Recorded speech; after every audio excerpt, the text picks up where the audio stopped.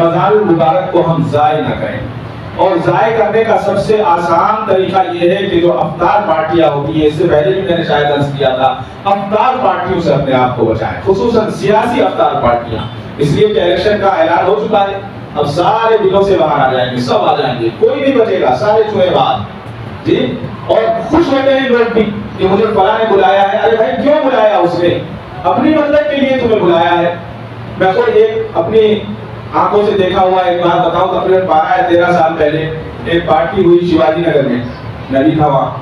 اس party کے بعد جب یہاں تک ٹھیک تھا، دسترخوان لگا اور لوگ بیٹھ رہے تھے تو ایک دوسرے پر گر رہے تھے کرسیاں، ایک دوسرے پر، جو دعاؤں کا وقت ہے وہ ایک دوسرے پر گرنے پر گزرا، اور پھر وہاں تک کام ختم نہیں ہوا۔ اس کے بعد جب نماز کا معاملہ آیا تو ایک صاحب نماز کے لیے آگے بڑھ رہے، دوسرے صاحب نے ان کو دھکا مارا اور کہا اللہ اکبر۔ یعنی سیاسی اسٹیج پر نماز پڑھانا بھی میں اپنے آپ کو اعزاز سمجھنے لگی۔ اب یہاں تک کام ختم نہیں ہوا، آپ کو تعجب ہوگا، انہوں نے السلام علیکم ورحمۃ اللہ، السلام علیکم کہا تو پیچھے والے کے پاس مائک تھا، انہوں نے دعا شروع کرا دی۔ جب دعا بھی ہو گئی، دوسرے دن اخبار میں آیا کہ فلاں صاحب نے فلاں پارٹی کی، اس نے افطار پارٹی میں نماز پڑھائی اور دعا کرائی، تو وہ صاحب جو ہے اخبار کے آفس میں پہنچ گئے لوگوں کو لے کر کہ آپ نے غلط لکھا، دعا تو میں نے کرائی۔ لا حول ولا قوت الا باللہ۔ معاملہ کتنا خراب ہے، اپنے پڑوسیوں کا بھی خیال کر لیں، ایسا نہ ہو کہ میرے گھر کے برابر میں جو گھر ہے کہیں اس کے بچے صرف آج سے یا صرف کھانے سے افطار، ان کے لیے بھی ہم تھوڑا سا خیال رکھیں، محسوس کر لیں کہ بھائی اس کے گھر کوئی ہے یا نہیں ہے۔ بہت سارے گھر ایسے ہوتے ہیں جو کمانے کے لیے باہر گئے ہوئے ہیں یا وہ اپنے گھر نہیں آ پاتے ہیں، تو ہم اپنے گھر لاتے ہیں، کھلے ہوئے برتنوں میں لے کر آتے ہیں، دکھاتے ہوئے لے کر آتے ہیں سارے محلے کو۔ ایسا نہیں ہونا چاہیے۔ یہ مہینہ غم گساری کا مہینہ ہے، دوسرے کے غم کو سمجھنے کا مہینہ ہے۔ سارا دن ہم روزہ رکھیں اور ہمیں یہ احساس نہ ہو کہ ہمارے پڑوس میں جو آدمی ہے ان کے یہاں کیسے روزہ گزر رہا ہے، وہ کیسے افطار کر رہے ہیں۔ ایسا نہیں ہونا چاہیے۔ اگر ایسا ہوگا تو پھر ہمارے روزے کا کیا فائدہ؟ ألا بذكر الله تطمئن القلوب.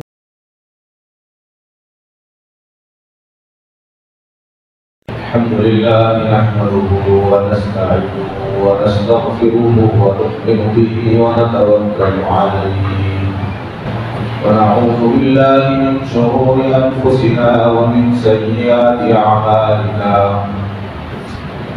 من يهده الله فلا مضل له ومن يضلله فلا هادي له ونشهد أن لا إله إلا الله وحده لا شريك له ونشهد أن سيدنا وسندنا وشفيعنا وحبيبنا ومولانا محمدا عبده ورسوله أما بعد فأعوذ بالله السميع العليم من الشيطان الرجيم بسم الله الرحمن الرحيم شهر رمضان الذي أنزل فيه القرآن هدى للناس وبينات من الهدى والفرقان فمن شهد منكم الشهر فليصم ومن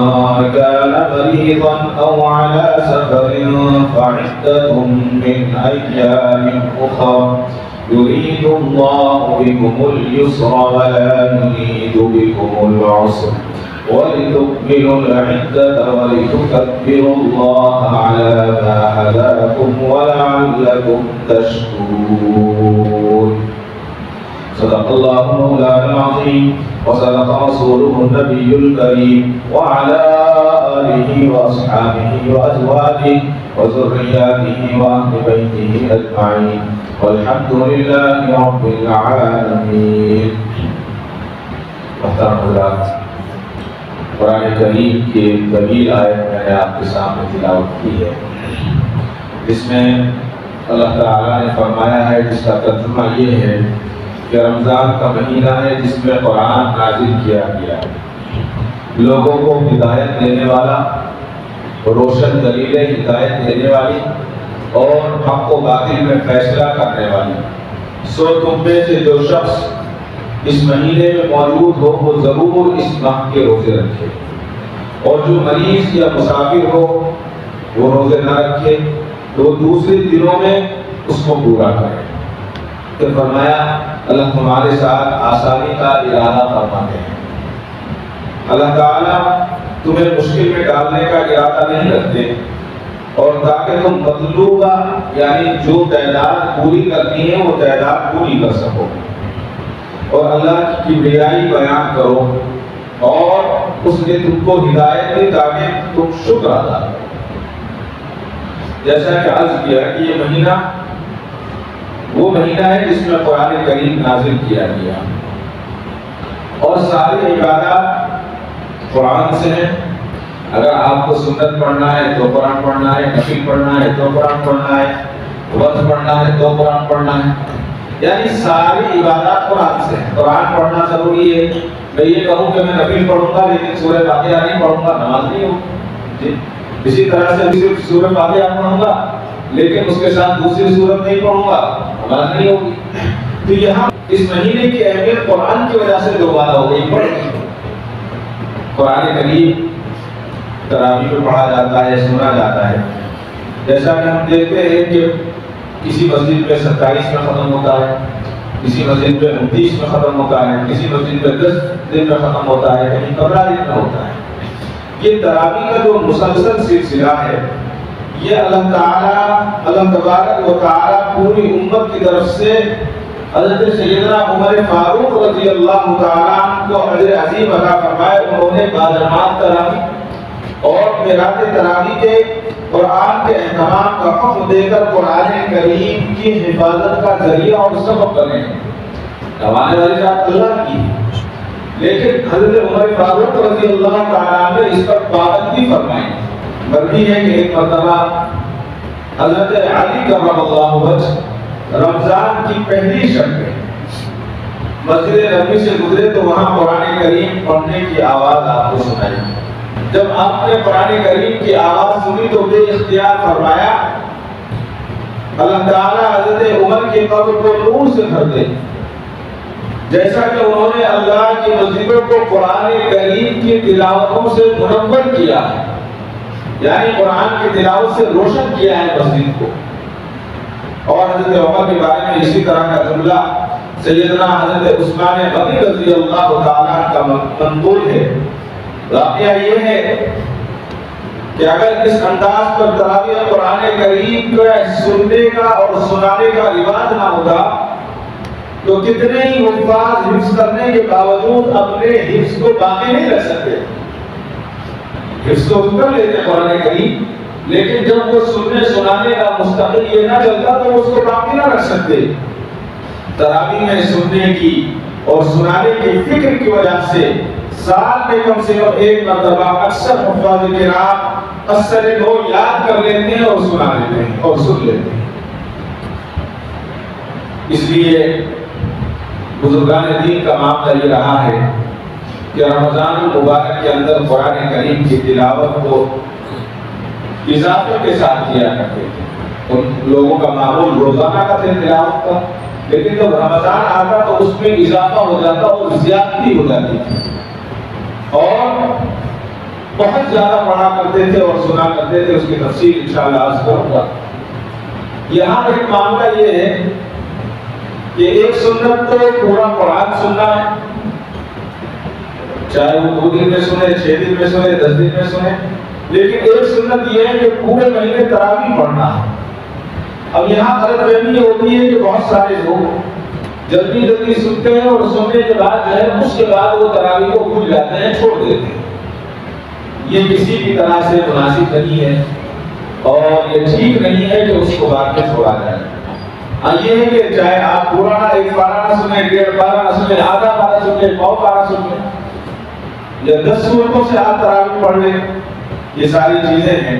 حقیقت یہ ہے کہ یہ دنیا ہے کہ اللہ تعالیٰ نے بالخصوص مومن کے لیے ایک جو ہے قید خانہ رکھا ہے، اور مومن کے لیے اس دنیا کو عمل کی جگہ بنایا ہے کہ جب یہاں عمل کرے گا تو پھر اس کی جزا اللہ تعالیٰ آخرت میں عطا فرمائے گا۔ اس کی مثال ایسی ہے کہ حضرت عمر بن عبداللہ رحمۃ اللہ علیہ سے مروی ہے کہ ایک بادشاہ تھا، اس نے اپنا ایک شہر آباد کیا، اور اس شہر آباد کرنے پر بہت ساری اس نے دولت خرچ کی، اور دولت خرچ کرنے کے ساتھ ساتھ بہت عالیشان اس شہر کے اندر ایک محل بنوایا۔ اور جب سارا کا سارا تیار ہو گیا تو اس نے لوگوں کو دعوت دی، اور لوگوں کو دعوت دینے کے بعد جو اس گاؤں کے لوگ تھے، اس ملک کے، اس شہر کے لوگ تھے، اس کے آس پاس کے لوگ تھے، سب کو بلائے، اور سب کو بلا کر یہ کہا کہ اس محل کے اندر اگر کوئی کمی نظر آ جائے تو مجھے بتا دو، میں اس کمی کو دور کر دوں گا۔ میں نے ایسے انجینئروں سے اس شہر کو بنایا ہے کہ کوئی اس کے اندر کمی نہیں نکال سکتا، اس کے اندر کوئی نقص نہیں ہے۔ اور 2 آدمیوں کو بادشاہ نے شہر سے باہر جو دروازہ اور گیٹ بنایا تھا اس گیٹ پر بٹھا دیا کہ یہاں آنے والے اور جانے والے ان سے پوچھنا اور بار بار اعلان کرنا کہ اگر تم نے اس محل کے اندر کوئی کمی دیکھی ہے تو وہ کمی ہمیں بتاؤ، تو اس کمی کو بھی دور کیا جائے گا اور ہمیں پتہ بھی چلے گا کہ ہماری انجینئرنگ کیسی ہے۔ لوگوں نے کہا ٹھیک ہے، لوگ آتے گئے، دعوت میں اعلان ہوتا گیا کہ اگر کوئی کسی کو اس محل کے اندر کوئی کمی نظر آئے تو وہ کمی بتا دے۔ لوگ دیکھتے گئے اور واپس جاتے گئے، کسی نے کوئی کمی نہیں بتائی، کسی نے کمی نہیں بتائی۔ اسی درمیان ایک نوجوان آیا اور اس نوجوان نے کہا کہ یہاں کیا ہو رہا ہے؟ بادشاہ کے لوگوں نے کہا کہ یہاں یہ ہے کہ دعوت ہے اور محل کو دیکھنے کی اجازت دی گئی ہے، اور اس کے اندر جو کمی ہے اس کو پوچھا جا رہا ہے۔ تو اس نوجوان نے کہا کہ مجھے پتا ہے اس کے اندر 2 کمی ہے، اس محل کے اندر۔ بڑا تعجب ہوا، کہا کہ ابھی تو آپ نے محل دیکھا بھی نہیں اور آپ کہہ رہے ہیں کہ 2 کمی ہے، ابھی تو آپ باہر ہیں، اندر نہیں آئے۔ انہوں نے کہا کہ مجھے پتا ہے اس کے اندر 2 کمی ہے، جاؤ تم اپنے بادشاہ سے کہہ دو۔ تو وہ بھاگے ہوئے گئے اور بادشاہ سے کہا کہ حضور ایک نوجوان آیا ہے، وہ کہتا ہے کہ اس محل کے اندر 2 کمی ہے۔ بادشاہ غصے میں آ گیا، کہا کہ کیا کمی اس نے دیکھی، بتاؤ، اس کو بلاؤ۔ کہا کہ اس نے تو محل دیکھا ہی نہیں ہے، وہ تو دروازے کے اندر داخل بھی نہیں ہوا اور کہتا ہے کہ اس میں 2 کمی ہے۔ کہا کہ بلا کر لائے۔ کہا کہ آپ نے یہ کہا ہے کہ اس محل کے اندر 2 کمی ہے۔ کہا کہ جی حضور اس کے اندر 2 کمی ہے۔ کہا کہ بتاؤ، اگر تم نے اس کی کمی صحیح نہیں بتائی تو تمہیں معلوم ہے اس کی سزا کیا ہوگی؟ کہا کہ معلوم ہے کیا سزا ہوگی؟ کہا آپ کی گردن اتار دی جائے گی۔ کہ منظور ہے، یہ سزا منظور ہے۔ اب بادشاہ کو اور زیادہ اشتیاق پیدا ہوا کہ پتہ نہیں کون سی کمی بتائے گا۔ تو جب بیٹھ گئے، بیٹھنے کے بعد کہا کہ بتاؤ کیا کمی ہے؟ تو اس نوجوان نے کہا کہ حضور یہ محل ایک دن ویران ہو جائے گا، ایک دن یہ ویران ہو جائے گا، کچھ نہیں رہے گا اس کے اندر۔ کہا کہ کیسی بات کرتے ہو؟ کہا کہ میں صحیح کہتا ہوں، آپ غور کیجیے، آج نہیں، کل نہیں، پرسوں، 2 سال، 10 سال، 20 سال، 50 سال، اس سے زیادہ تو نہیں، پھر ویران ہو جائے گا۔ کہا کہ ویران نہیں ہوگا۔ کہا کہ جو محل آپ نے بنوایا جب آپ ہی نہیں رہیں گے تو محل کا کیا فائدہ؟ محل تو ویران ہے۔ بادشاہ کی بات سمجھ میں آ گئی، بادشاہ نے کہا صحیح کہتے ہو۔ کہا کہ دوسرا عیب بتاؤ۔ تو اس نے کہا کہ دوسرا عیب یہ ہے کہ اس کا مالک ہمیشہ زندہ نہیں رہے گا، وہ بھی بن جائے گا۔ بادشاہ کو بات لگی اس کی، کہا کہ بالکل صحیح کہتے ہو۔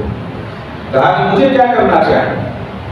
کہنے کہ میری دعوت کو قبول کر دو، اور ایسا کرتے ہیں کہ تم اور میں یہاں سے باہر چلتے ہیں بستی سے اور جا کر عبادت کرتے ہیں، یہ کامیابی ہے۔ بادشاہ کے دل میں اللہ تعالیٰ نے ہدایت دی۔ کہا کہ ٹھیک ہے، دونوں نکل گئے۔ نکلنے کے بعد تاریخ میں لکھا ہے کہ عبادت کرنے لگے۔ چند لوگ تھے مستقل رات دن اللہ کی عبادت کیا کرتے۔ چند دنوں کے بعد اس شخص نے، اس بادشاہ نے کہا کہ میں تمہارے ساتھ نہیں رہ سکتا، میں آپ کے ساتھ نہیں رہوں گا۔ کہا کہ کیوں، ہمارے سے کوئی غلطی ہو گئی ہے، ہم نے آپ کی کوئی گستاخی کی ہے؟ کہا کہ ہاں، گستاخی بھی ہوئی ہے، غلطی بھی ہوئی۔ غلطی یہ ہوئی ہے کہ تم مجھے جانتے ہو کہ میں بادشاہ تھا اور یہاں یہ سب چیزیں چھوڑ کر آیا، اور گستاخی یہ ہے کہ تم میرا ادب کرتے ہو، تمہیں یہ ڈر ہے کہ کہیں میں تمہیں چھوڑ کر نہ چلا جاؤں، لہذا تم میرا ادب کرتے ہو، لہذا میں کہیں اور جا کر عبادت کروں گا، اب تمہارے ساتھ عبادت کرنے میں مزہ نہیں آ رہا۔ دیکھیے پھر راتوں رات وہ شخص نکل گیا اور جا کر کہیں عبادت میں مصروف ہو گیا۔ معلوم یہ ہوا ہے کہ اللہ تعالیٰ جب دلوں کو پھیرتے ہیں تو اللہ تعالیٰ کی عبادت کرنے میں مزہ آنے لگتا ہے۔ دنیا کی ساری عیش، دنیا کی ساری سہولیات اس کو بری لگنے لگتی، اچھی نہیں لگتی۔ رمضان میں ہمیں کتنی بھی نیند آئے، ہم 2 بجے سوئے، 3 بجے سوئے، سحری میں اٹھ جاتے ہیں، سحری میں نہیں تو اذان پر اٹھ جاتے ہیں، کیسی بھی نیند آئے، اس لیے کہ ہمیں پتا ہے اللہ تعالیٰ نے رمضان کے اندر اور سحری کے اندر کیا فائدے رکھے۔ ہم نے اس کی اہمیت کو سمجھا، اس لیے اٹھنا آسان ہو گیا۔ ہاں، ایک شوال کے بعد چاند نظر آئے گا، پھر کیا ہوگا؟ ہمارے دلوں سے اہمیت ختم ہو جائے گی، اٹھنا مشکل ہو گیا۔ یہ رمضان المبارک کا مہینہ اسی لیے ہمیں دیا گیا ہے کہ ہم اس کی تیاری کو کریں اور سیکھیں اس کو۔ جیسا کہ گزشتہ جمعہ میں نے عرض کیا تھا، حضرت تھانوی رحمۃ اللہ علیہ فرماتے ہیں کہ یہ مہینہ سیکھنے کا ہے۔ اگر ایک مہینہ ہم صحیح ٹریننگ لے لیں تو پھر 11 مہینے ہمارے لیے بہت آسان ہو جائے۔ حضرت انس رضی اللہ تعالیٰ عنہ سے روایت ہے کہ رسول خدا صلی اللہ علیہ وسلم نے ارشاد فرمایا کہ آدمی کی 2 چیزیں ہمیشہ جواب رہتی ہیں، وہ کتنا بھی بوڑھا ہو جائے۔ صحابہ نے پوچھا کہ یا رسول اللہ وہ کون سی چیزیں ہیں؟ اگر میں کسی کو یہاں بٹھا کر یہ کہوں کہ میرے پاس ایک ایسا نسخہ ہے جس سے سب جواب رہیں گے، تو میں یقین کے ساتھ کہہ سکتا ہوں کہ 5 بجے تک سب بیٹھے رہیں گے، سب بیٹھے رہیں گے کہ کیا معلوم مل جائے۔ ایک لطیفہ یاد آ گیا، حضرت رحمۃ اللہ علیہ فرمایا کرتے تھے کہ 1970 یا 72 میں اس زمانے میں اخبارات بہت کم تھے۔ ایک اخبار نے جو ہے ایک چھوٹا سا اشتہار دیا کہ ہمارے پاس ایک بہت اچھی دوا ہے، اس دوا کے استعمال کرنے سے آپ کو کبھی مچھر نہیں کاٹے گا۔ اس زمانے میں نہ مچھر بندی ہوتی تھی، کوئی چیزیں نہیں تھی، مچھر لانے کی نہیں تھی اتنی اچھی، جو باغدار لوگ تھے ان کے پاس سہولیات ہوتی، سہولتیں بھی نہیں تھی۔ تو روزانہ اخبار میں اشتہار آتا کہ اگر کسی کو مچھر سے بچنا ہے تو ہماری دوا کو استعمال کریں۔ دوا کیا ہے یہ نہیں تھا اس کے اندر، اور لوگ بڑے پریشان، روز اخبار پڑھتے لیکن دوا کا پتہ نہیں کون سی دوا ہے۔ جب 2-3 دن گزر گئے تو چوتھے دن اس اخبار کے کونے پر اسی میں اشتہار آیا، ایڈورٹائزمنٹ آیا کہ اگر آپ کو وہ دوا چاہیے تو اس ایڈریس پر 1 روپیہ آپ بنیاد کریں اور دوا حاصل کریں۔ 1 روپیہ بہت ہوتا تھا اس زمانے میں، جیسے آج 200-300 روپے ہوتے ہیں۔ تو ہزاروں نہیں لاکھوں بنیاد ان کے پاس پہنچے۔ میں یہ بتانا چاہتا ہوں انسان کتنا حریص ہے کہ بھائی مچھر نہیں کاٹیں گے، ہمیشہ آسانی کے ساتھ رہیں گے۔ جب ایڈ آتا رہا کہ آپ لوگ جو ہے جلدی سے جلدی کریں تاکہ آپ کو دوا پہنچا دی جائے، بتاتے ہیں کہ اس زمانے میں لاکھوں روپیہ انہوں نے اکٹھا کیا 1 روپے کے حساب سے۔ جب جمع ہو گیا تو انہوں نے کہا کہ کل آپ اخبار غور سے پڑھیں، دوا اسی جگہ لکھی ہوئی ملے گی، دوا بھیجی نہیں جائے گی، اسی جگہ دوا لکھی ہوئی ملے گی، آپ دوا کو استعمال کر لیں۔ اب اخبار بھی ملنا مشکل ہو گیا، اتنا بھی تھا۔ اس دن اس میں لکھا کہ آپ لوگوں نے 1-1 روپیہ بنیاد کیا، ہم بہت آپ کے شکر گزار ہیں۔ مچھر سے بچنے کی بہترین دوا یہ ہے کہ چادر کو پیر کے رکھنے سے لے کر سب تک اوڑھ لیں اور سو جائے، مچھر نہیں کاٹے۔ یہ دوا تھی۔ معاملہ یہی ہے کہ انسان حریص ہے، میں بھی سب حریص ہیں۔ تو حضور نے فرمایا کہ انسان بہت زیادہ حرص کرنے والا ہے، اور اس کی 2 چیزیں ہمیشہ جواب رہتی ہے، کبھی بوڑھی نہیں ہوتی۔ صحابہ نے پوچھا کہ اللہ کے نبی وہ کون سی چیزیں ہیں جو انسان کی جواب رہتی ہیں، ہمیں بھی پتا۔ تو اللہ کے نبی نے فرمایا کہ پہلی چیز جو جواب رہتی ہے وہ مال کی حرص ہے۔ وہ یہ حرص ہے کہ اگر میرے پاس 2 مکان ہیں تو 3 ہو جائے، 3 ہیں تو 4 ہو جائے، 1 فیکٹری ہے تو 2 ہو جائے، 2 ہیں تو 4 ہو جائے۔ اور دوسری حرص آپ نے فرمایا کہ انسان کتنا بھی بوڑھا ہو جائے وہ مرنا نہیں چاہتا، وہ یہ چاہتا ہے کہ میں ہمیشہ زندہ رہوں۔ یہ دو حفظ انسان کو اللہ تعالیٰ نے عطا فرمائی ہے، یہ دو حفظ ہیں وہ کبھی اس کی ختم نہیں ہوگی. بالکل صحیح بات ہے. اور حضرت مالک انصاری رضی اللہ تعالیٰ عنہ سے روایت ہے کہ فرمایا کہ رسول اللہ صلی اللہ علیہ وسلم نے ارشاد فرمایا دو بھیڑیے ہیں جو بکریوں کے ریوڑ میں اگر ان کو چھوڑ دیا جائے تو اس سے زیادہ شدید نقصان نہیں ہوگا جو نقصان انسان کو دو چیزوں سے ہوتا ہے. بتائیے اگر بکریوں میں ہم بھیڑیے کو چھوڑ دیں تو بکری کو کھائے نہ کھائے ساری بکریوں کو مار دے گا، کوئی بکری زندہ نہیں چھوڑے گا. لیکن اللہ کے نبی نے فرمایا کہ اس سے بھی زیادہ نقصان اس سے ہے کہ کسی انسان کا مال اور دنیاوی شرف پر حفظ حاصل ہو. یعنی ہم یہ ہمارے اندر ایک حفظ رہے کہ میرے پاس اتنا مال ہو جائے اور میں اتنا حاصل کروں.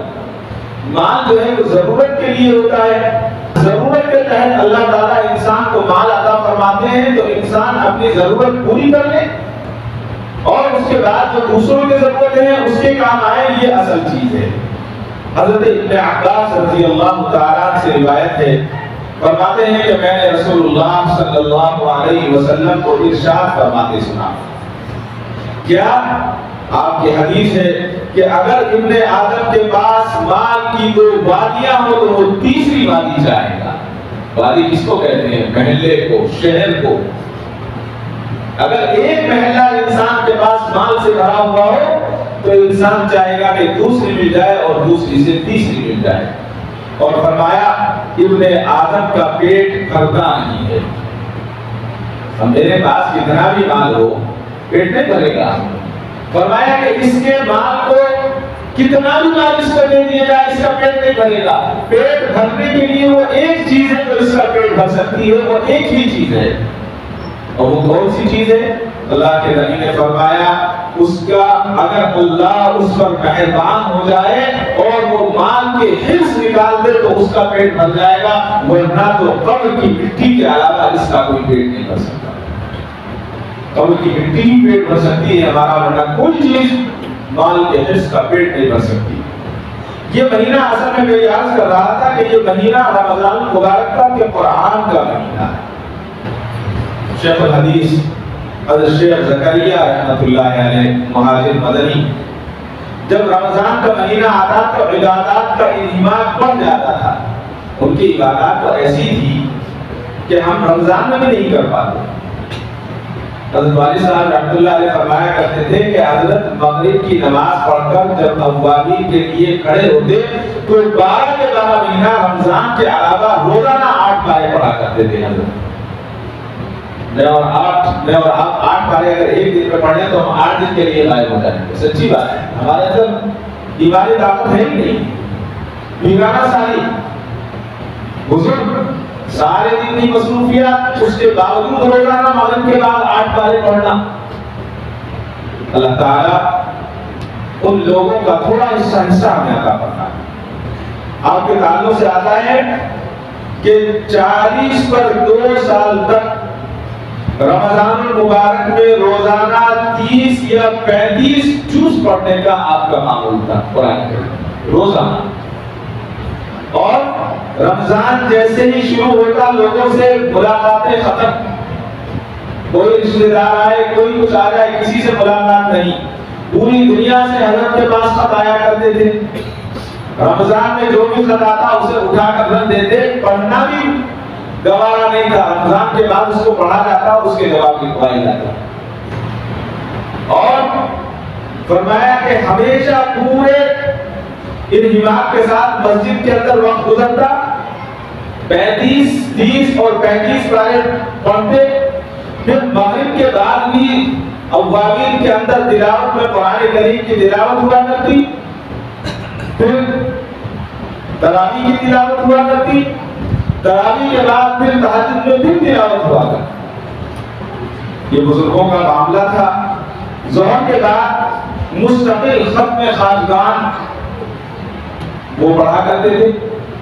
یعنی کوئی وقت ایسا نہیں گزرتا تھا کہ جو رمضان کے لیے وقت کو ضائع کیا جا سکے. پوری معمولات میں صرف جو اجتماعی معمولات تھے، آپ کے جو مریدین آپ کے پاس جایا کرتے تھے، حضرت کے پوری زمانے میں لکھا ہے کہ رمضان میں سوائے افطاری سے پہلے 20 منٹ پہلے ایسا ہوتا تھا کہ کوئی اجتماعی عمل نہیں ہوتا تھا. 20 منٹ پہلے چھوڑ دیا جاتا تھا تاکہ وضو کر لیں اور پھر اطمینان سے آدمی اپنی بیٹھ کر دعا کرے.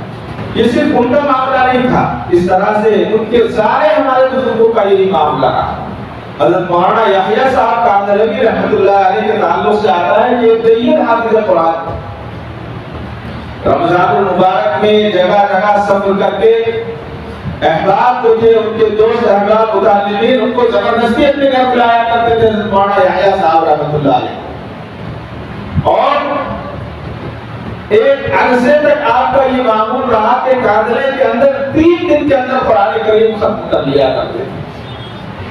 اور بات مرتبہ تراویح میں کھڑے ہوتے اور ایک رکعت میں 14 پارے پڑھا کرتے. آج تعجب ہوتا ہے، یقین نہیں آتا، اس لیے کہ نہ ہم نے وہ ماحول دیکھا ہے، نہ ہمیں یقین ہوتا ہے، ہمارا ایمان اتنا کمزور. ایک رکعت میں 14 پارے پڑھا کرتے. اور جس سال حضرت مولانا یحییٰ صاحب رحمۃ اللہ علیہ کا انتقال ہوا، اس رمضان میں کاندھلے میں ایک شب میں پورا کا پورا قرآن کریم ختم کیا. یوپی میں آج بھی ماحول ہے، بعض علماء کے یہاں 10 لوگ 20 لوگ 30 لوگ آتے ہیں، اور ایسا نہیں ہے کہ باہر کھڑے رہیں کہ جب رکوع میں جائیں جا کر سجدے میں رکوع میں شامل ہو جائیں، بلکہ پورا قرآن کریم کھڑے ہو کر سنتے ہیں. کوئی 10 پارے پڑھ دیتا ہے، کوئی 15 پارے پڑھ دیتا ہے. یہ قرآن کا معجزہ ہے، یہ حضور اکرم صلی اللہ علیہ وسلم کا معجزہ ہے. قرآن کریم ایک واحد کتاب ایسی ہے جو حضور کے زمانے سے جس طرح سے اس کا نظام چلا آ رہا ہے آج تک کا، ورنہ کوئی نظام ایسا نہیں ہے جو دنیا میں باقی رہنے والا ہے. لیکن یہ مکاتب کا نظام، قرآن کی تراویح کا نظام، یہ نظام ایسا باقی ہے اور قیامت تک باقی رہے گا. لوگ جو اپنے بچے کو حافظ قرآن بناتے ہیں، اپنے رشتہ داروں کو قرآن کا حافظ بناتے ہیں، اس لیے نہیں بناتے کہ ان کو بڑی تنخواہ ملے گی. انہیں پتا ہے کہ تنخواہ ملنا ہی مشکل ہے. تنخواہ ملے گی نہیں ملے گی یہ بھی پتا نہیں ہے، صحیح ملے گی، وقت پر ملے گی نہیں ملے گی، کتنا ذلیل کرنا دیں گے یہ بھی پتا نہیں ہے. لیکن ان کے ذہن میں ان کو یہ پتا ہوتا ہے کہ اس سے ہماری آخرت سدھر جائے. آخرت کے لیے بچوں کو حافظ قرآن بنایا جاتا ہے، تنخواہ کے لیے نہیں بنایا جاتا. تو یہ اللہ کا ہم پر احسان ہے کہ اللہ تعالیٰ نے ہمیں قرآن کو سنانے کا اور سننے کا موقع عطا فرمایا ہے. کتنے ملک ایسے ہیں آدمی جہاں قرآن نہیں سن سکتے، جہاں کھل کر آپ نماز نہیں پڑھ سکتے. ہمارے ملک کے حالات بھی خراب ہو رہے ہیں. دیکھیے روزانہ کچھ نہ کچھ کہیں نہ کہیں سے سننے کو ملتا ہے. وہ ایئرپورٹ پر اگر پوجا کریں تو کوئی مسئلہ نہیں ہے، ہم نماز بھی نہیں پڑھ سکتے، شور بھی نہیں کر سکتے. وہ تو شور کرتے ہیں تب بھی مشکل ہے.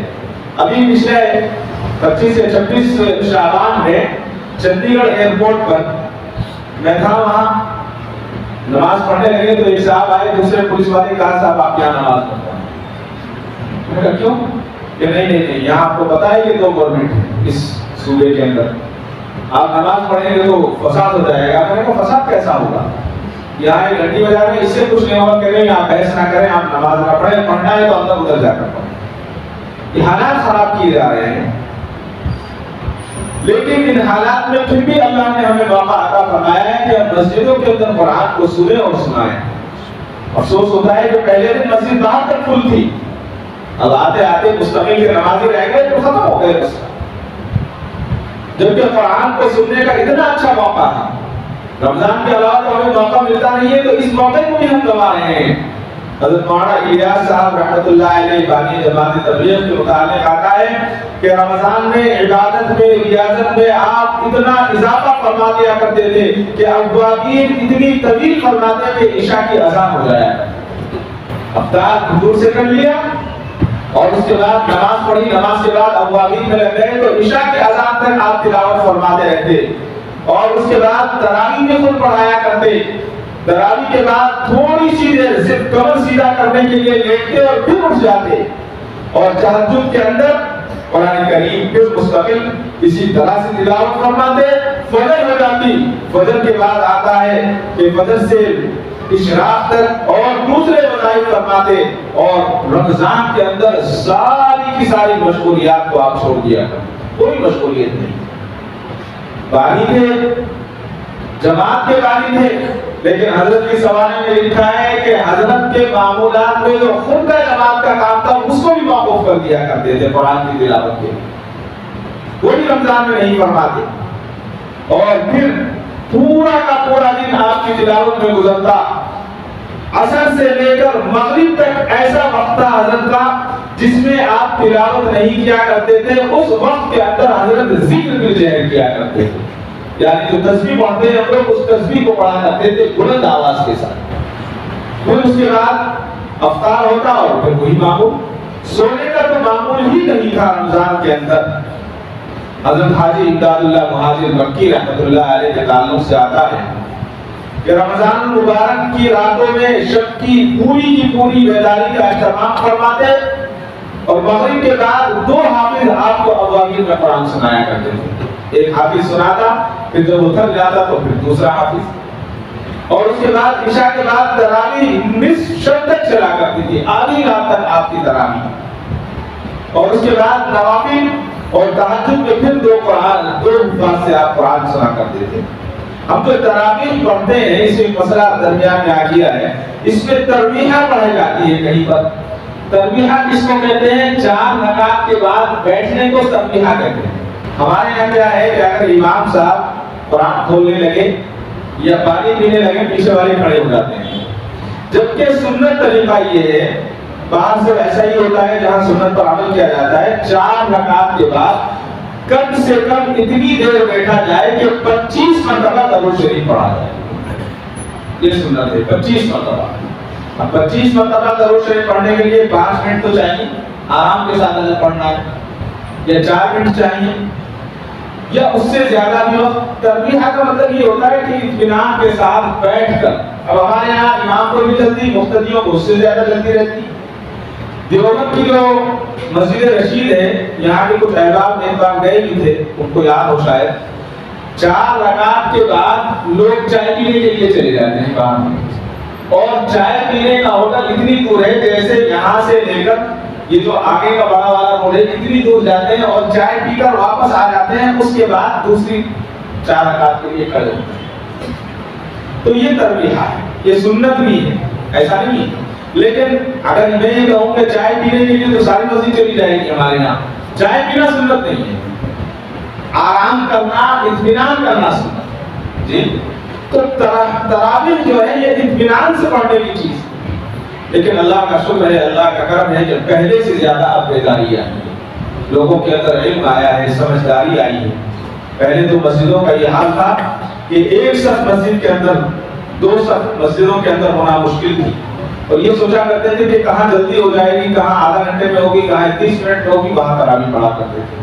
اللہ تعالیٰ پڑھنے والوں کو، سننے والوں کو، سنانے والوں کو ہدایت خیر عطا فرمائے۔ امام ربانی حضرت مولانا رشید احمد گنگوہی رحمۃ اللہ علیہ کے تعلق سے آتا ہے کہ رمضان المبارک میں اس قدر آپ کا مجاہدہ بڑھ جاتا تھا اور عبادت میں لگ جایا کرتے تھے کہ دیکھنے والوں کو رحم آنے لگتا تھا۔ 70 سال کی عمر تھی اور عبادت کا یہ عالم کے دن بھر کے روزے کے بعد اوابین میں 20 رکعتوں کے کم سے کم 2 پارے پڑھا کرتے تھے، 70 سال کی عمر، اور تراویح بھی نہایت اہتمام کے ساتھ، خشوع کے اور خضوع کے ساتھ ادا فرماتے، اور اس کے بعد جو بچا ہوا وقت ہوتا اس میں بھی آپ جو ہے تلاوت کو جاری رکھتے، تہجد میں 2 گھنٹے آپ کے لگتے، اور نماز فجر کے بعد اشراق تک آپ وظائف میں مصروف رہتے۔ بتایا ہے کہ پورا کا پورا دن اس میں گزرنے کے بعد روزانہ کم سے کم 15 پارے پڑھا کرتے۔ اللہ تعالیٰ نے ہمیں اس مہینے کے اندر جہاں قرآن کی نعمتیں دی ہیں، وہیں اللہ تعالیٰ نے ہمیں افطار کی نعمت سے بھی سرفراز فرمایا، افطار کی نعمت ہمیں عطا فرمائی۔ فرماتے ہیں کہ افطار کے اندر بہترین غذائیں اللہ نے ہمیں عطا کی ہیں، ہم کھاتے ہیں لیکن شکر ادا نہیں کرتے۔ حضرت علی کرم اللہ وجہ کے تعلق سے آتا ہے کہ دوپہر کے وقت اکبر بغداد کے قریب ایک شہر کے عامل جو تھے وہ حضرت علی کرم اللہ وقت کو ملنے کے لیے حاضر ہوئے. گھر پہنچے، ذہن میں تھا کہ حضرت علی کے گھر جب جاؤں گا ملنے کے لیے تو حضرت علی کے دربار میں آپ کے گھر پر دربان کھڑے ہوئے ہوں گے، واچمین کھڑے ہوئے ہوں گے، پہلے اجازت لینی پڑے گی. حضرت علی کے دروازے پر گئے، کوئی واچمین نہیں ہے. حضور کے داماد ہیں، فاطمہ کے شوہر ہیں، حسن و حسین کے باپ ہیں، کوئی دربان نہیں ہے. تعجب ہوا، آواز لگائی دروازے پر، کنڈی کھٹکھٹائی، آواز آئی کون ہے؟ کہا کہ اکبر ملنے کے لیے آپ سے آیا ہے. کہا آ جاؤ، اندر آ جاؤ. اندر چلے گئے. دیکھتے کیا ہے، حضرت علی کرم اللہ وجہ اپنے دونوں گھٹنوں کے بل ایسے بیٹھے ہوئے ہیں، سر کو لگائے ہوئے ہیں. سوچا کہ شاید پریشان ہیں، تکلیف میں ہیں، اور سامنے ایک پانی کا کٹورا رکھا ہوا ہے. بیٹھے رہے، ملاقات ہو گئی بالکل سادگی. ملاقات کے بعد آنے والے نے اپنی بات رکھی، بات سن لی. حضرت علی کرم اللہ وجہ نے اپنے خادم سے کہا کہ جاؤ تھیلی اٹھا لاؤ. بلی کے خواب میں چیچڑے. فوراً یہ جو بلے گئے تھے ان کے دل میں آیا کہ شاید حضرت علی تجھے کچھ انعام دیں گے. تھیلی بنائیے، اشرفیاں دیں گے، سونا دیں گے. تھیلی آ گئی، چھوٹی سی تھی. چھوٹی تھیلی کو دیکھ کر دل میں اور خیال آیا کہ شاید اشرفی کی تو تھیلی نہیں ہے، اس میں قیمتی موتی ہوگا، کوئی ہیرا ہوگا جو مجھے عطا کریں گے. تھیلی آ گئی. حضرت علی کرم اللہ وجہ نے تھیلی کو کھولا، تھیلی کے اندر ہاتھ ڈالا، روٹی کے چھوٹے چھوٹے ٹکڑے ملے. روٹی کے چھوٹے چھوٹے ٹکڑے ملے. ان ٹکڑوں کو لیا اور اس پانی میں ڈال دیا. اور ڈالنے کے بعد جب وہ پھول گئے، مہمان تھا اس سے کہنے لگا کہ بھائی میں نے بھی ابھی کھانا نہیں کھایا، تم بھی کھانا کھا لو. راوی کہتا ہے کہ رونگٹے کھڑے ہو گئے، آنکھوں سے پانی نکلنے لگا کہ امیر المومنین ہے اور سادگی کا یہ عالم، رزق کا احتیاط اور رزق کے ادب کا یہ عالم. آج ہم افطار میں کتنی چیزیں ضائع کرتے ہیں، کتنی چیزیں پھینکتے ہیں. کچھ اچھا نہیں لگا پھینک دیا، بچے نے اگر کچھ جھوٹا چھوڑ دیا تو پھینک دیا. اس شخص نے کہا کہ امیر المومنین آپ عراق آئے ہوئے ہیں اور عراق کے کھانے بڑے اچھے ہوتے ہیں اور یہاں بڑی اچھی اچھی نعمتیں اللہ نے رکھی ہیں، اور ان نعمتوں کو آپ کیوں نہیں کھا لیتے؟ آپ کیوں اپنے لیے ان نعمتوں کا انتظام نہیں فرماتے؟ قربان جائیے، حضرت علی کرم اللہ وجہ کے زاہدانہ انداز پر آپ نے فرمایا میں پسند نہیں کرتا کہ اپنے پیٹ میں پاکیزہ مال کے علاوہ کوئی مال اپنے پیٹ میں ڈالوں. کوئی مال مجھے پسند نہیں ہے. اللہ نے جو مجھے مال عطا کیا ہے وہی مال میں کھانا پسند کروں گا جو حلال ہے، اور مال مجھے پسند ہے. ہم روزہ رکھتے ہیں پورا دن، نماز بھی پڑھتے ہیں، سارے کام کرتے ہیں، اور پھر رمضان میں خصوصاً افطار کے وقت ہمیں یہ خیال نہیں رہتا ہے کہ ہم کس مال سے روزہ افطار کر رہے ہیں، کس کے مال سے روزہ افطار کر رہے ہیں. افطار کا مطلب یہ نہیں ہے کہ گلے تک پیٹ بھر کر کھایا جائے. افطار کا مطلب تو یہ ہے کہ روزے کو کھول لیا جائے، چاہے وہ ایک کھجور سے ہو چاہے ایک گھونٹ پانی سے ہو. حضرت عبداللہ بن عمر کے متعلق آتا ہے کہ حضرت عبداللہ بن عمر رضی اللہ تعالیٰ عنہ پیٹ بھر کر کھانا نہیں کھاتے تھے. ایک مرتبہ ابن بطیع ان کے پاس عیادت کے لیے گئے، بیمار تھے. انہوں نے دیکھا کہ جسم کمزور ہو چکا ہے. انہوں نے ان کے اہلیہ سے کہا کہ آپ ان کے لیے کوئی عمدہ کھانا تیار نہیں کرتی تاکہ ان کی صحت اچھی ہو جائے. انہوں نے جواب دیا میں تیار تو کرتی ہوں، لیکن یہ جب کھانا تیار ہوتا ہے فقیروں کو بلا کر کھلا دو.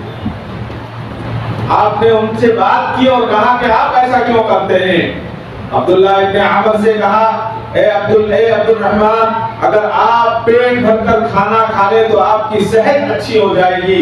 عبداللہ ابن عمر نے کہا مجھ پر 80 سال گزر چکے ہیں، میں نے 80 سال میں ایک مرتبہ بھی پیٹ بھر کر کھانا نہیں کھایا. ایک مرتبہ میں نے پیٹ بھر کر کھانا نہیں کھایا ہے۔ پھر کہا کیا تم یہ چاہتے ہو کہ میں پیٹ بھر کر کھانا کھاؤں اور جو میری باقی زندگی ہے وہ ایسی ہی گزر جائے؟ ان لوگوں کا یہ تقویٰ تھا، یہ تقویٰ تھا ان کا، اس تقوی کو ہم نہیں پہنچ سکتے۔ حضرت مولانا قاسم نانوتوی رحمۃ اللہ علیہ بانی دارالعلوم دیوبند بہاولپور میں ایک نواب تھے۔ اب جو مالدار ہوتا ہے اس کو اپنے پیسے پر بہت ظلم ہوتا ہے، تکبر ہوتا ہے کہ اللہ نے مجھے پیسہ دیا ہے جبکہ پیسہ کچھ نہیں، کب چلا جائے۔ ابھی ہم دیکھ رہے ہیں نا ترکی میں کیا ہوا، جو بلین کا مال یہ جس کے پاس مالک تھا 40 سیکنڈ میں روٹی ہاتھ میں آ گئی، 40 سیکنڈ۔ ایک اتنا دل دہلانے والی تصویر، اور اس کے اندر کیپشن لکھا ہوا تھا کہ ایک صاحب جو بہت مالدار تھے، ان کے بڑی جائیدادیں تھی، کسی کرایہ دار نے چند مہینے کسی وجہ سے کرایہ ادا نہیں کیا تو اس کو گھر سے نکال دیا، جگہ خالی کرو، خالی کر دیا۔ کیا کرتا؟ آج نکالا، دوسرے دن زلزلہ آیا، تیسرے دن یہ مالک یہ اونر اسی کیمپ میں روٹی لینے کے لیے لائن میں لگا ہوا تھا جس میں اس کا گھر میں کرائے پر رہنے والا تھا، دونوں ایک ساتھ روٹی لے رہے تھے۔ یہ مال کی حیثیت ہے، مال کی حیثیت یہی۔ حضرت رحمت اللہ علیہ ہمیشہ بات سنایا کرتے تھے، آپ نے سنا ہو شاید کہ ایک بادشاہ تھا تیمور لنگ جس کا نام تھا، بہت مشہور بادشاہ گزرا۔ تیمور لنگ بہت مالدار بادشاہ تھا لیکن لنگڑا تھا، کسی جنگ میں تیر بھی لگ گیا ہوگا، زخم گیا ہوگا، پیر سے ضائع ہو گیا تھا ایک پیر اس کا۔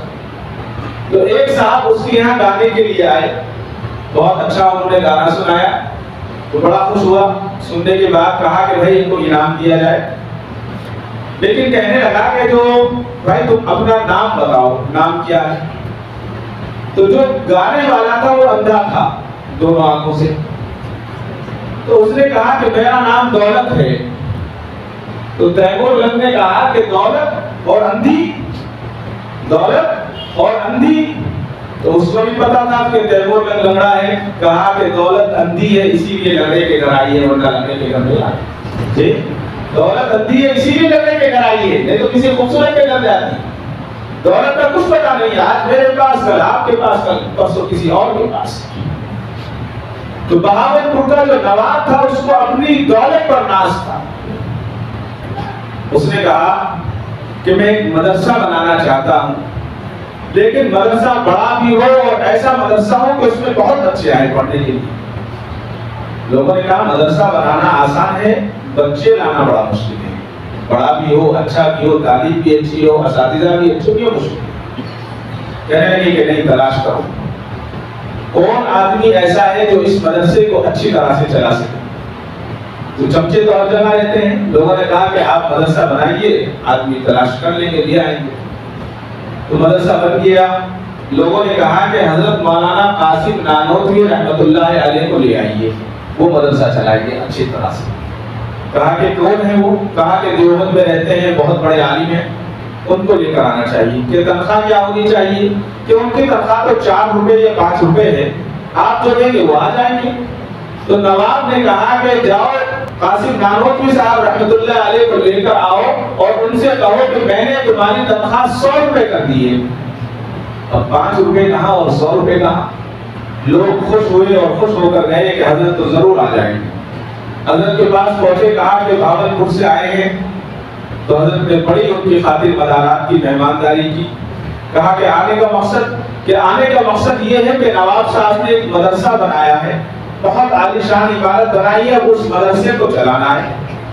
کہا کہ ٹھیک ہے چلائیے، خوشی کی بات ہے کہ نہیں، آپ چلنا پڑے گا اور آپ اس مدرسے کے محترم ہوں گے۔ تو حضرت نے کہا کہ بھائی میں تو دیوبند میں رہتا ہوں، میں کیسے جاؤں گا، میں کیسے چلاؤں گا اس کو؟ کہا کہ حضرت آپ کی تنخواہ بھی اچھی ہے، کہ کتنی تنخواہ ہے؟ تو انہوں نے کہا کہ آپ کی تنخواہ 100 روپے رکھی گئی ہے تاکہ آپ 100 روپے لے لیں اور اس 100 روپے سے اپنا خرچ چلائیں۔ تو حضرت مولانا قاسم صاحب نانوتوی رحمۃ اللہ علیہ نے فرمایا کہ بھائی میری تنخواہ تو 5 روپے ہے اور 5 روپے میں میرے گھر کا خرچ 3 روپے میں چلتا ہے، 2 روپے بچتے ہیں تو میرے یہاں جو غریب غربا یا پریشان لوگ رہتے ہیں میں ان میں بانٹ دیتا ہوں. اب میں وہاں جاؤں گا 100 روپے تنخواہ لوں گا, 3 روپے میرے گھر میں خرچ ہو جائیں گے, 90 پر 7 روپے بانٹنے میں تو میرے روزانہ کا وقت گزر جائے گا. لہٰذا مجھے ایسے پیسے کی ضرورت نہیں ہے کہ میں صرف لوگوں کو ڈھونڈتا پھرتا رہوں اور پیسے بانٹتا رہوں. اس سے بہتر یہ ہے کہ میں یہی رہوں گا. حضرت نے منع کر دیا ہے. معلوم یہ ہوا کہ یہ جو دنیا ہے یہ بہت مختصر سی ہے, اور اللہ تعالیٰ نے ہمیں جو چیزیں عطا کی ہیں رمضان المبارک کے توسط سے, رمضان المبارک کی برکتوں سے, وہ بہت بڑی ہے. اس کا اندازہ صرف ایک حدیث سے آپ لگا لیں کہ رسول اللہ صلی اللہ علیہ وسلم نے ارشاد فرمایا, کیا تم میں کوئی شخص یہ پسند کرتا ہے کہ جب وہ اپنے اہل و عیال میں یعنی اپنے گھر اپنے خاندان میں پہنچے تو 3 حاملہ بہترین اونٹنیاں پائے؟ ہم نے سب نے عرض کیا, صحابہ فرماتے ہیں کہ یا رسول اللہ صلی اللہ علیہ وسلم بالکل ہم چاہتے ہیں کہ ہمارے ساتھ ایسا ہو کہ ہم جب گھر جائیں تو ہمارے گھر میں 3 بہترین اونٹنیاں جو حاملہ فربا ہو, جو بچے دینے والی اونٹنیاں تیار ہو, وہ ہمیں ملے. تو حضور اکرم صلی اللہ علیہ وسلم نے فرمایا تم میں سے کوئی 3 آیتیں نماز میں پڑھے تو وہ 3 فربا اونٹنیوں سے بہتر ہے. بتائیے 3 آیتیں پڑھنا کتنا آسان ہے رمضان کے اندر. قل هو اللہ احد اللہ الصمد لم یلد ولم یولد ولم یکن له کفوا احد, 4 آیتیں. اتنا آسان ہمارے لیے بنا دیا, لیکن ہم نے اس کو خود مشکل کر رکھا ہے. یہ مہینہ دراصل اللہ سے مانگنے کا مہینہ ہے. آج بہت ساری باتیں تھی جو درمیان میں رہ گئی ہیں, خصوصاً زکوٰۃ کے تعلق سے کچھ باتیں عرض کر دی تھی, لیکن باتیں بہت ساری رہ گئی ہیں. اللہ تعالیٰ مجھے آپ کو عمل کی توفیق دے. بس آخر میں یہی بات عرض کروں گا کہ رمضان المبارک کو ہم ضائع نہ کریں, اور ضائع کرنے کا سب سے آسان طریقہ یہ ہے کہ جو افطار پارٹیاں ہوتی ہیں, اس سے پہلے بھی میں نے شاید عرض کیا تھا, افطار پارٹیوں سے اپنے آپ کو بچائیں, خصوصاً سیاسی افطار پارٹیاں. اس لیے کہ الیکشن کا اعلان ہو چکا ہے, اب سارے دلوں سے باہر آ جائیں گے, سب آ جائیں گے, کوئی نہیں بچے گا, سارے چنے بعد جی. اور خوش ہوتے ہیں لوگ بھی کہ مجھے فلاں نے بلایا ہے. ارے بھائی کیوں بلایا اس نے؟ اپنے مطلب کے لیے تمہیں بلایا ہے. میں خود ایک اپنی آنکھوں سے دیکھا ہوا ایک بات بتاؤں, تقریباً 12 یا 13 سال پہلے ایک پارٹی ہوئی شیواجی نگر میں, میں بھی تھا وہاں. اس پارٹی کے بعد جب یہاں تک ٹھیک تھا, دسترخوان لگا اور لوگ بیٹھ رہے تھے تو ایک دوسرے پر گر رہے تھے کرسیاں, ایک دوسرے پر. جو دعاؤں کا وقت ہے وہ ایک دوسرے پر گرنے پر گزرا, اور پھر وہاں تک کام ختم نہیں ہوا. اس کے بعد جب نماز کا معاملہ آیا تو ایک صاحب نماز کے لیے آگے بڑھ رہے, دوسرے صاحب نے ان کو دھکا مارا اور کہا اللہ اکبر. یعنی سیاسی اسٹیج پر نماز پڑھانا بھی میں اپنے آپ کو اعزاز سمجھنے لگی. اب یہاں تک کام ختم نہیں ہوا. آپ کو تعجب ہوگا, انہوں نے السلام علیکم ورحمۃ اللہ, السلام علیکم کہا تو پیچھے والے کے پاس مائک تھا, انہوں نے دعا شروع کرا دی. جب دعا بھی ہو گئی, دوسرے دن اخبار میں آیا کہ فلاں صاحب نے فلاں پارٹی کی اس میں افطار پارٹی میں نماز پڑھائی اور دعا کرائی, تو وہ صاحب جو ہے اخبار کے آفس میں پہنچ گئے لوگوں کو لے کر کہ آپ نے غلط لکھا, دعا تو میں نے کرائی. لا حول ولا قوت الا باللہ. معاملہ کتنا خراب ہے. ایک تو روزہ خراب کرنا ہمیں اپنا, حرام کے مال سے روزہ افطار کرنا. بہتر ہے کہ ہم اپنے گھر میں رہیں. ہاں کوئی رشتے دار بلا رہا ہے ضرور جائے, دوست احباب کے یہاں ضرور جائیں, ان کو ضرور بلائیں, لیکن اپنے پڑوسیوں کا بھی خیال کریں. ایسا نہ ہو کہ میرے گھر کے برابر میں جو گھر ہے کہیں اس کے بچے صرف آج سے یا صرف کھانے سے افطار نہ کریں. جی ایسا نہ ہو. ان کے لیے بھی ہم تھوڑا سا خیال رکھیں, محسوس کر لیں کہ بھائی اس کے گھر کوئی ہے یا نہیں ہے. بہت سارے گھر ایسے ہوتے ہیں جو کمانے کے لیے باہر گئے ہوئے ہیں یا وہ اپنے گھر نہیں آ پاتے ہیں, تو ہم اپنے گھر لاتے ہیں, کھلے ہوئے برتنوں میں لے کر آتے ہیں, دکھاتے ہوئے لے کر آتے ہیں سارے محلے کو. ایسا نہیں ہونا چاہیے. یہ مہینہ غم گساری کا مہینہ ہے, دوسرے کے حق کو سمجھنے کا مہینہ ہے. سارا دن ہم روزہ رکھیں اور ہمیں یہ احساس نہ ہو کہ ہمارے پڑوس میں جو آدمی ہے ان کے یہاں کیسے روزہ گزر رہا ہے, وہ کیسے افطار کر رہے ہیں. ایسا نہیں ہونا چاہیے. اگر ایسا ہوگا تو پھر ہمارے روزے کا کیا فائدہ. روزے کو سمجھنے کے لیے, اس کو جاننے کے لیے احساس کا ہونا ضروری ہے. لوگ کہتے ہیں آج کل ایک بہت چل رہا ہے کہ سحری کے اندر جو ہے الائچی کھا لو, روزہ نہیں لگے گا. پھر روزے کا فائدہ کیا ہوا؟ ارے روزے کا فائدہ تبھی ہے کہ افطار کے وقت ہونٹ سوکھ جائیں اور پھر اللہ سے مانگیں اور ایک دوسرے کو ایسا بھیجتے ہیں جیسا کہ بہت بڑا ثواب کا کام کر رہے ہیں. الائچی کھا لو, 2 چمچ جو ہے دہی کھا لو, اس کے گھر میں دہی نہیں ہے, دہی دے کر بھیجو تب ہے بات. اگر کسی کے گھر میں الائچی نہیں ہے تو آپ کو اگر ہمدردی ہے تھوڑی سی الائچی بھیج دو, تھوڑی سی دہی بھیج دو. دہی بھیجیں گے نہیں, الائچی بھیجیں گے نہیں, واٹس ایپ کریں گے. اگر میں آپ کو واٹس ایپ کروں کہ میں کھجور بھیج رہا ہوں, آپ افطار کر لو, کر لیں گے, نہیں کر سکتے نا. ایسا ہی معاملہ ہے. اللہ تعالیٰ مجھے اور آپ کو کہنے سننے سے زیادہ عمل صالح کی توفیق عطا فرمائے. وآخر دعوانا کعبے پہ پڑی جب پہلی نظر, کیا چیز ہے دنیا بھول گیا, کیا چیز ہے دنیا بھول گیا.